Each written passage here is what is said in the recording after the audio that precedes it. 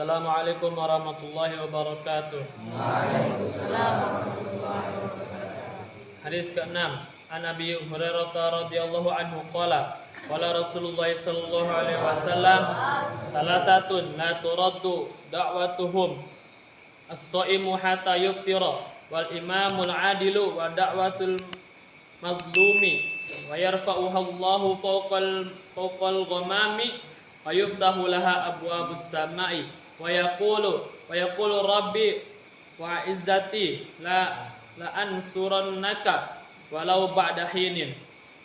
Dari Sayyidina Abu Hurairah radhiyallahu anhu, baginda Rasulullah sallallahu alaihi wasallam bersabda, 3 orang yang doa mereka tidak akan ditolak, orang yang berpuasa sampai dia berbuka, doa pemimpin yang adil, dan doa orang yang dizalimi. Allah Subhanahu wa taala mengangkat doa itu ke atas awan dan membukakan baginya pintu-pintu langit.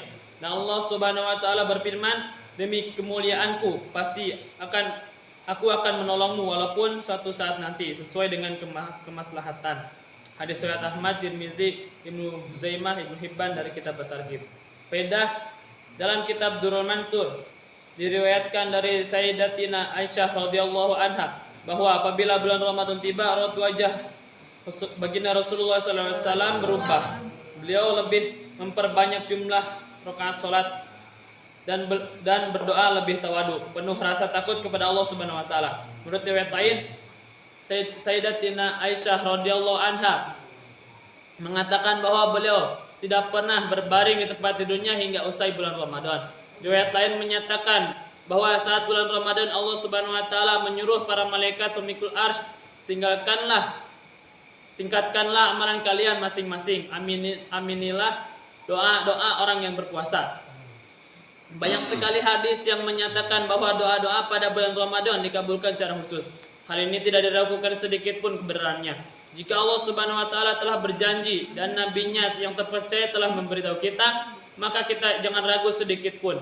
Memang ada sebagian orang yang berdoa memohon sesuatu, tetapi hasil doanya belum terwujud. Namun, jangan sampai dipahami bahwa doanya ditolak. Tetapi pahamilah makna diterimanya doa dalam penjelasan di bawah ini. Baginda Rasulullah SAW bersabda, jika seorang muslim berdoa dengan syarat tidak untuk memutuskan hubungan saudara atau untuk berbuat dosa, pasti akan mendapatkan salah satu dari 3 hal ini dari sisi Allah Subhanahu wa taala. Yang pertama, ia akan langsung memperoleh apa yang dimintanya. Kedua, apabila ini tidak didapatkan, ia akan diselamatkan dari musibah atau keburukan sebagai ganti permintaannya. Atau 3, pahala doanya disimpan untuk diberikan di akhirat nanti.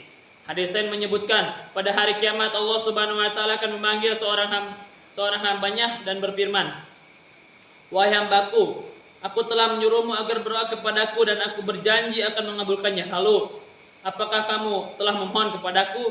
Hamba itu menjawab, ya, aku telah berdoa wahai Tuhanku. Allah Subhanahu wa taala berfirman, tiada satupun doa yang kamu mohonkan melainkan aku terima. Kamu berdoa agar dihindarkan dari suatu bencana, maka aku menunaikannya di dunia. Kamu berdoa agar dijauhkan dari suatu kesedihan, tetapi kamu tidak merasakan hasil doamu. Sebagai gantinya, aku tetapkan bagimu balasan dan pahalanya di akhirat. Baginda Rasulullah SAW bersabda bahwa orang itu akan diingatkan lagi tentang doa-doanya dan akan diperlihatkan doa-doa yang telah dikabulkan di dunia dan doa-doa yang pahalanya disimpan di akhirat. Ketika ia mengetahui begitu banyak pahalanya, maka ia berangan-angan agar tidak ada satupun doanya yang dikabulkan di dunia, sehingga ia dapat menerima pahala seluruhnya di akhirat. Ringkasannya, doa adalah sesuatu yang sangat penting. Mengabaikan doa merupakan kerugian yang sangat besar. Meskipun zahirnya tidak ada tanda-tanda doa kita diterima, hendaknya kita berburuk sangka. Dari hadis yang panjang pada penutup buku ini dapat diketahui dengan jelas bahwa dalam pengabulan doa Allah Subhanahu wa taala melihat masalah hambanya. Jika yang diminta oleh seorang hamba itu ada maslahatnya, maka Allah Subhanahu wa taala akan mewujudkannya. Jika tidak, Allah Subhanahu wa taala tidak akan mewujudkannya. Ini pun merupakan karunia Allah Subhanahu wa taala bagi orang yang berdoa. Karena kadang-kadang kita meminta sesuatu yang tidak sesuai dengan kemaslahatan kita, disebabkan ketidakpahaman kita. Ada perkara penting lain. Banyak lelaki atau wanita yang terkena penyakit atau kebiasaan buruk, yaitu suka melaknat anak-anaknya ketika jengkel dan marah. Ketahuilah bahwa pada waktu-waktu tertentu Allah Subhanahu wa taala akan mengabulkan doa apa saja, sehingga karena kebodohan seseorang kadangkala anaknya sendiri terkena laknat. Apabila anak itu mati atau terkena musibah, barulah ia menangis dan meratapinya tanpa menyadari bahwa musibah itu datang disebabkan oleh doa buruknya sendiri.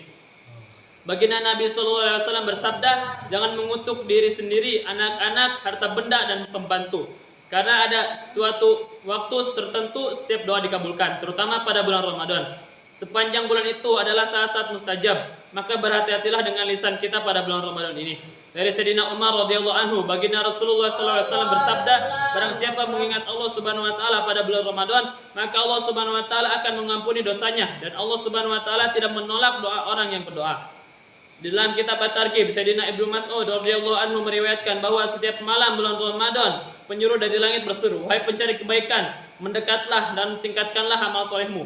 Wahai pencari kemaksiatan, berhentilah dari kemaksiatan dan bukalah matamu. Lalu malaikat itu berseru, adakah orang yang mencari maghfirah agar dosa-dosanya diampuni? Adakah orang yang bertobat agar tobatnya diterima? Adakah orang yang berdoa agar doanya dikabulkan? Adakah orang yang meminta agar hajatnya ditunaikan? Selepas semua ini, ada beberapa perkara yang perlu diperlihatkan, yaitu untuk diterimanya sebuah doa dan ada beberapa syarat. Apabila persyaratan itu tidak terpenuhi, biasanya doa itu akan ditolak. Di antaranya penyebab tertolaknya doa ialah makanan yang haram. Baginda Rasulullah SAW bersabda, banyak orang yang dalam kesulitan mengangkat tangannya ke langit. Mereka berdoa dan menangis, ya Rob, tetapi makanannya haram, minumannya haram, pakaiannya haram. Maka dalam keadaan seperti itu, bagaimana mungkin doanya akan dikabulkan? Para ahli sejarah menulis bahwa di kota Kufah ada sekelompok orang yang doa-doanya selalu dikabulkan. Apabila ada pejabat yang zalim menguasai mereka akan mendoakan keburukan untuk pejabat itu, sehingga ia binasa. Ketika Hajjaj yang terkenal dengan kezalimannya menjadi penguasa di sana, ia secara khusus mengundang kelompok orang tersebut dalam jamuan makan. Selesai makan, Hajjaj berkata, kini aku telah terlindung dari doa-doa buruk mereka, karena makanan haram telah memasuki perut mereka. Masalah ini patut menjadi bahan renungan kita. Pada masa kini, rezeki yang halal mesti mendapat perhatian khusus, karena setiap saat riba direkayasa menjadi halal. Para pegawai menganggap suap menyuap sebagai kebaikan. Demikian juga para pedagang menganggap bahwa menipu dalam berdagang itu sesuatu yang baik. Alhamdulillah, qad istama'na hadisan min hadisi Rasulillah sallallahu alaihi wasallam. Insyaallah nanunwi li amal wa tabligh. Wala nansa an niwari salati tahajjud wa duha. Insyaallah. Istitama najal majlis. Hai bina naftati bidoki batul majlis. Subhanallah bihamdihi subhanallah bihamdika asyhadu an la ilaha illa anta astaghfiruka wa atubu ilaik. Assalamualaikum warahmatullahi wabarakatuh. Waalaikumsalam.